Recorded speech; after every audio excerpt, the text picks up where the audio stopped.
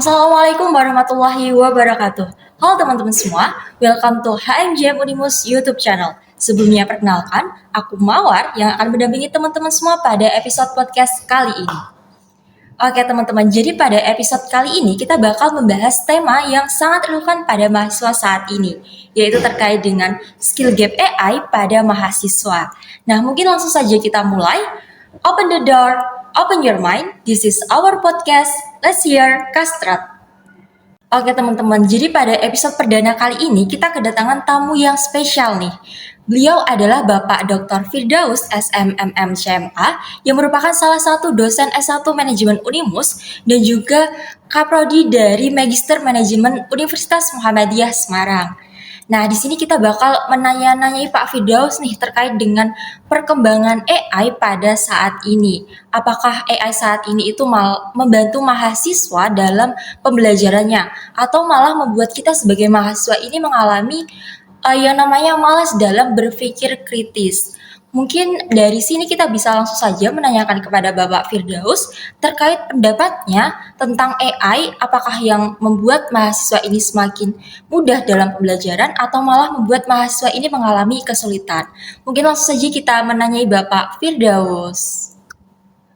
Oke, menurut pendapat Pak Fir nih, mengenai perkembangan AI yang saat ini terlalu cepat, apakah itu membuat mahasiswa ini kesulitan atau malah mereka ini merasa terbantu dengan adanya AI?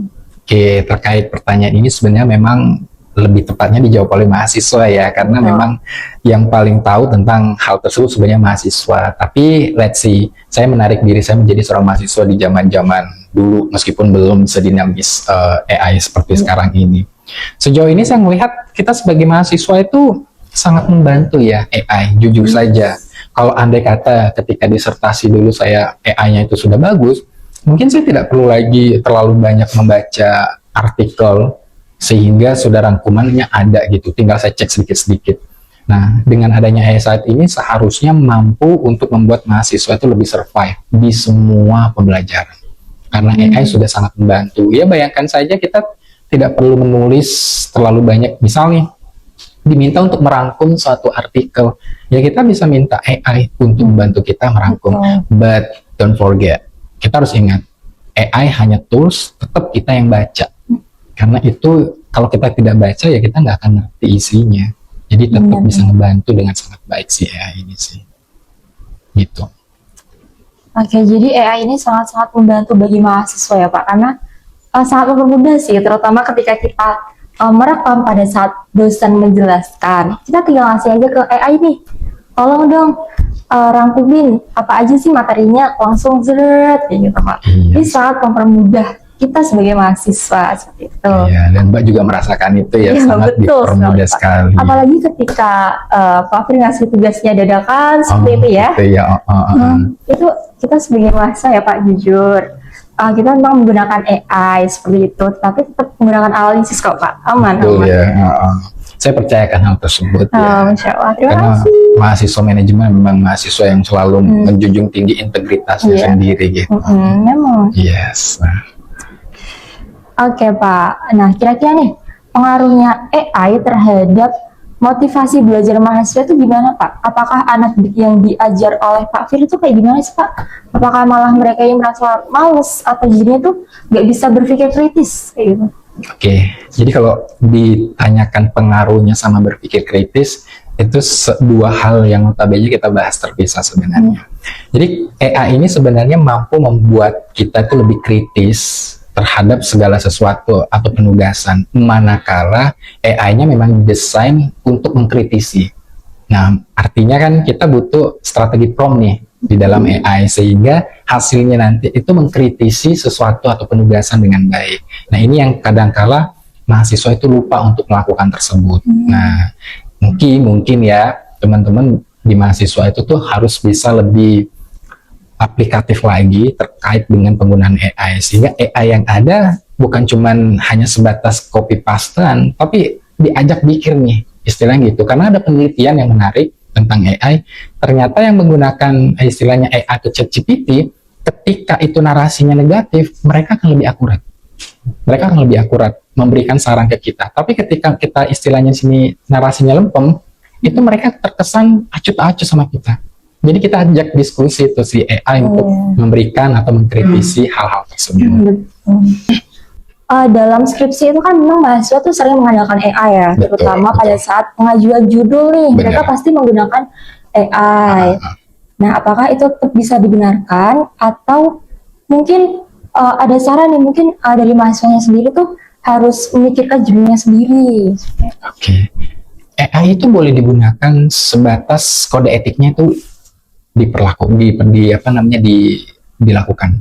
Misal ketika membuat judul itu boleh-boleh saja. Jadi AI itu akan memberikan suatu stimulus yang lebih positif kepada kita. Misal kita ingin membuat suatu hal judul yang eye catching. Kan saat ini mahasiswa suka eye catching ya. Misal terkait dengan marketing dan lain sebagainya. Itu eye catchingnya bagus AI-nya. Dan lagi-lagi memang itu hanya sebatas pembentuk judul dan konseptual. Tapi di dalamnya kita yang harus wajib banget nih memahami konseptualnya dengan baik. Jadi judul boleh, tapi secara keseluruhan nanti kita harus bisa memahami dengan baik gitu. Jadi boleh-boleh aja. Berarti nggak salah nih Pak kalau misalkan kita menggunakan AI untuk mencari tugas ataupun mencari judul-judul skripsi seperti itu. Sangat tidak problematik sekali. Jujur saya malah menyarankan mahasiswa menggunakan AI untuk mencari judul tersebut. Kenapa? Karena kalau dilihat dari skill teman-teman di dalam AI itu kan luar biasa ya. Tapi sayangnya kan skill itu belum digunakan semaksimal mungkin untuk membuat suatu diferensiasi di dalam dirinya sendiri.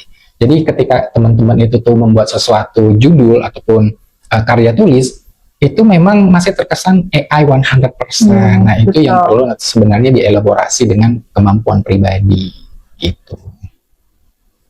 Kemudian nih Pak, gimana sih cara Pak Fir membedakan mahasiswa yang menggunakan AI copy paste dengan menggunakan AI tetapi tetap dengan analisis diri kita gitu Pak? Oke. Yang saya lakukan sebenarnya selain memang ada tools yang digunakan ya, misal Turnitin atau ada satu AI detektor khusus untuk dosen, itu bisa mendetek sekali bahwasanya mahasiswa ini tuh menggunakan AI atau enggak. Dan itu biasanya kita tolerir jika itu masih 2% penggunaan AI-nya. Tapi kalau sudah lebih dari 2, kadang kita langsung blok gitu ya. Nah, selain itu memang yang dilakukan oleh para dosen itu tuh biasanya kami membaca. Nah, saking seringnya membaca itu timbul tersendiri seperti kayak sinyal, oh ini kayaknya statement-statement yang terlalu mulus dan ini AI nih. Ya walaupun baru asumsi, tapi ternyata ketika kita lakukan AI detektor itu terbukti itu punyanya si A, si B, si C yang notabene tidak disitasi oleh mahasiswa tersebut. Gitu. Oke Pak. Jadi penggunaan AI pada mahasiswa ini menurut Bapak terlihat nggak sih pada saat mereka presentasi ataupun pada saat mereka disuruh berargumen, itu kelihatan nggak sih Pak di mana AI, mana pendapat yang sendiri? Ya. Kalau ketika diskusi, itu gampang sekali sebenarnya melihat mahasiswa menggunakan AI. Kenapa? Karena ketika AI yang digunakan sebagai landasan mereka berpikir ataupun berbicara, terkadang kala tidak difilter lagi. Semua dibaca dengan seksama, sesuai dengan template yang ada di sana. Dan itu sebenarnya sangat-sangat merugikan mahasiswa.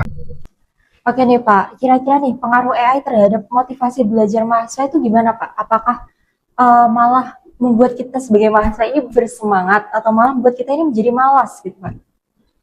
Oke, pertanyaan ini memang seharusnya untuk mahasiswa ya, apakah semakin semangat atau enggak nih. Tapi mari saya tarik diri saya untuk menjadi seorang mahasiswa, karena untuk menjawab sesuatu itu tuh kita harus merasakannya dulu. Jadi ketika jadi seorang mahasiswa, AI ini betul-betul membantu sebenarnya. Jujur saja membantu dari segi semua pembelajaran. Ya, terkait dengan penugasan yang tiba-tiba ada, terkait dengan penugasan yang notabene rumit, dan sebagainya. AI itu bisa mengubah atau mengolah kata menjadi satu hal yang lebih sederhana, tergantung prompt yang kita jatuhkan di sana. Jadi sebenarnya sangat membantu sekali nih untuk mahasiswa dengan adanya AI gitu. Itu pandangan saya sih terkait dengan hal. Oke. Kalau dari kampus Unimus sendiri nih Pak, apakah ada nih edukasi terkait penggunaan AI?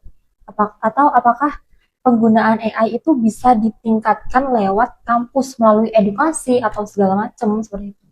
Oke, baru-baru kemarin ini melalui kolaborasi perpustakaan sama kita kan sekarang punya program studi baru ya terkait dengan artificial intelligence atau AI, itu berkolaborasi dengan mata kuliah yang saya ampu, seminar manajemen pemasaran, dan itu kita bahas terkait dengan bagaimana smart AI atau penggunaan AI dengan baik. Di sana kita bicara etiknya dan lain sebagainya, dan di sini sebenarnya kampus itu tuh terjun untuk mengedukasi. Boleh dong pakai AI, tapi please ada kode etik nih yang harus diperhatikan dengan baik supaya tidak plagiarisme. Istilahnya gitu sih. Itu jadi kampus sudah memberikan fasilitas itu. Oke. Kalau dari sudut pandang Pak Fir sendiri sebagai dosen, apakah penggunaan AI ini mempengaruhi cara dosen memberikan tugas kepada mahasiswanya, Pak? Oke, bener banget.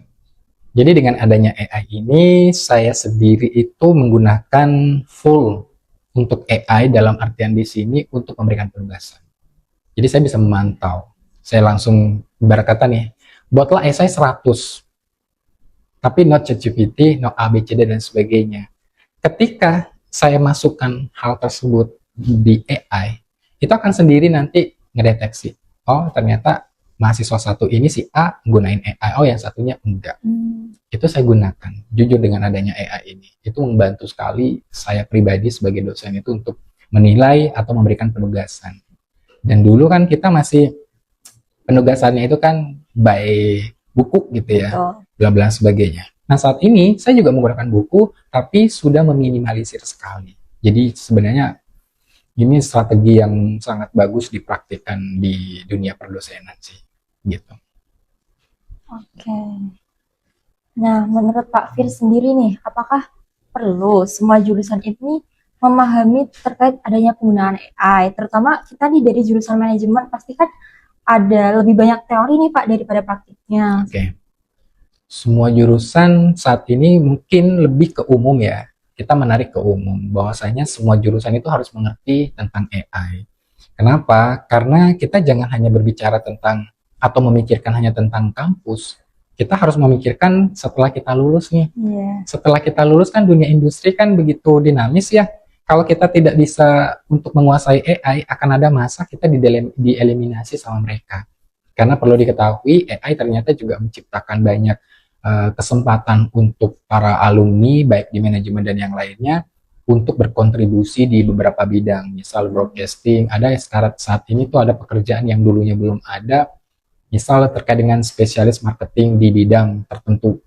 Itu kan dulu belum ada, saat ini tuh sudah ada gitu. Ya, jadi seperti itu sih. Oke. Menurut pendapat Pak Fir sendiri nih, skill apa sih yang paling beresiko menurun akibat penggunaan AI? Apakah dari cara berpikir kita sebagai seorang mahasiswa atau cara kita menganalisis suatu kasus ataupun suatu permasalahan dalam suatu organisasi maupun perusahaan? Yang menurun ya. Iya. Yang menurun jujur minat bacanya, penelaannya sesuatu kalau dulu kan kita membaca dengan seksama, kalau sekarang langsung masuk itu langsung dikasih tuh print-printnya. Ini yang menurun sebenarnya, dan itu ternyata impact-nya cukup jauh. Impact-nya itu sampai pada tadi bagaimana penalarannya atau analytical thinking-nya sampai critical thinking-nya itu juga menurun sebenarnya. Mengapa hal tersebut menurun? Ya tadi AI yang seharusnya digunakan untuk menambah kita punya pengetahuan itu malah hanya sebatas tools yang digunakan untuk memindai saja tanpa ditelaah dengan baik oleh usernya sendiri. Itu yang saat ini sedang terjadi sih sebenarnya. Oke nih Pak, kalau untuk skill apa sih yang harusnya diperkuat pada mahasiswa untuk menyeimbangkan permintaan peluang kerja untuk kedepannya pada era AI ini? Oke, tentu skill yang harus dimiliki mahasiswa salah satunya adalah skill prompt tadi. Itu wajib banget, karena dengan menguasai prompt kita bisa banyak paham nih tentang kebutuhan ataupun keinginan dari atasan. Karena ternyata prompt itu tuh saya pelajari tidak hanya sebatas prompt, tapi ada kode etik yang betul-betul masuk di dalam hal tersebut. Dan kemarin baru banget kolaborasi kemarin perpus sama S1 manajemen ya di mata kuliah tersebut.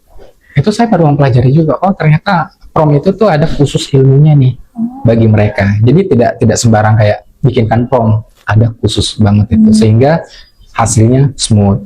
Nah selain itu memang tadi kan diapakan terkait dengan literasi ya.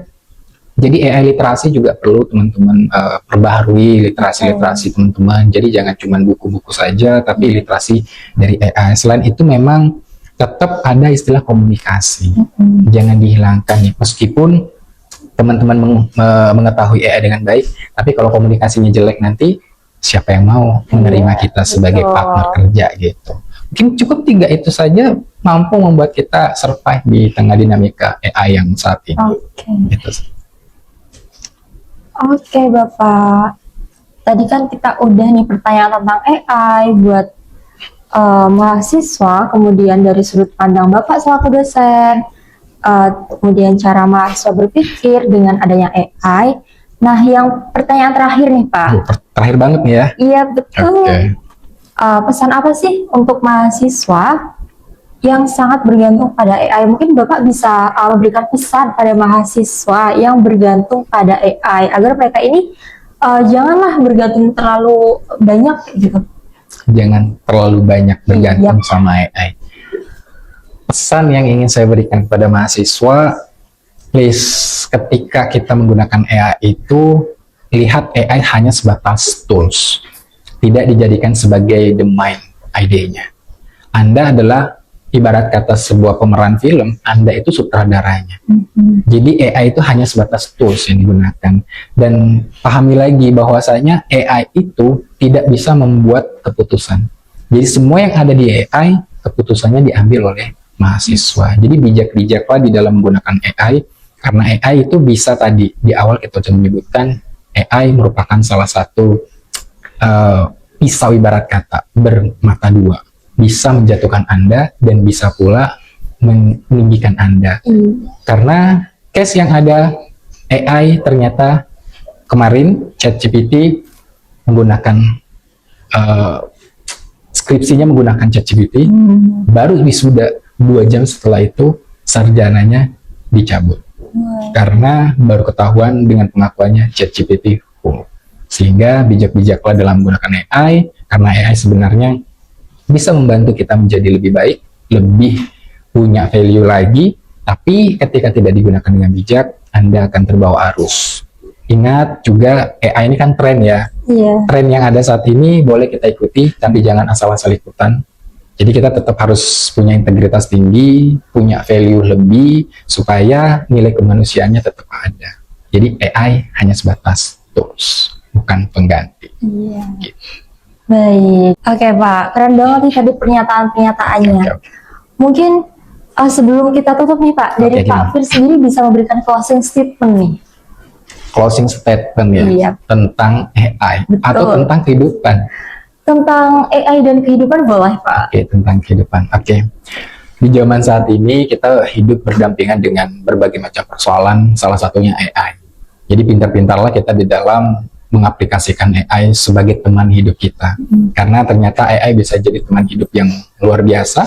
Dan itu terbukti di dunia pendidikan, banyak teman-teman yang bisa lulus 3,5 tahun dengan AI. Sehingga saya pun sebagai seorang dosen sekaligus sebagai orang tua teman-teman di kampus selalu mengingatkan, tolong AI digunakan semaksimal mungkin, tapi juga you punya brain digunakan juga 100%, sehingga akan menciptakan balancing kehidupan yang setara. Gitu. Masya Allah, tabarakallah ya teman-teman. Sekian closing statement dari Bapak Firdaus yang tentunya membawakan materi yang keren banget nih teman-teman. Jadi cukup sampai sekian dulu ya teman-teman episode podcast perdana pada kali ini. Mungkin kita bisa langsung akhiri saja Bapak. Boleh labelkan kamera ya nanti? Oke. Akhir kata teman-teman, apabila ada salah kata kami mohon maaf. Bila itu taufiq wal hidayah. Wassalamualaikum warahmatullahi wabarakatuh. See you.